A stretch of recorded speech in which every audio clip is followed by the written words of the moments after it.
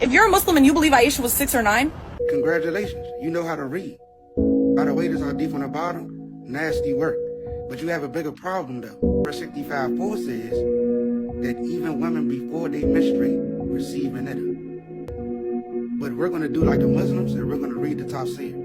Iddah is for children. What's up, man? I see you're busy making response videos but don't want to respond to me. Notice how none of them say because they're children. So why are you conflating a young woman of age with a child? You realize those are two completely different things. If they wanted to say a child, they would have said that explicitly, but they used young women. That's because menstruation isn't only the requirement for marriage. You have to also be mentally of age, and it has to be culturally acceptable. Our earliest classical tafsirs you wanted to bring up so badly, well, they explicitly state to make clear that this is not referring to children. So you quite literally did your absolute best to insert that when our tafsirs explicitly verbatim say it's not referring to children. Your man God can't even get that verbatim when it comes to claiming divinity. Let's go back to what you said about the Prophet Muhammad's consensual marriage though. You said that was disgusting. Oh, okay. So you probably have a problem with someone 30 years older than him graping a 3-year-old war captive slave by God's command in Numbers 31, right? You're totally not cool with your man God commanding an 80-year-old to lechem the hatat benasam, or in other words, to devour/satisfy yourself with the little infant children females. Could you let me know how one satisfies themselves with a little child girl when the only command on how to take captive women is in Deuteronomy 21:10-14, when you forcefully take them as a concubine wife and engage in sexual intercourse without even consent, as the classical interpretation goes, which your own man God himself confirms is the authentic interpretation when in Matthew 23:1-3 he affirms the first century Pharisaic interpretation of the Torah and Halakha that can be derived from the Torah. So in other words, he's affirming the Mishnah at his time, which according to scholarship we still have it today, and it explicitly teaches that Moses at 80 had 3-year-old war captive sex slaves,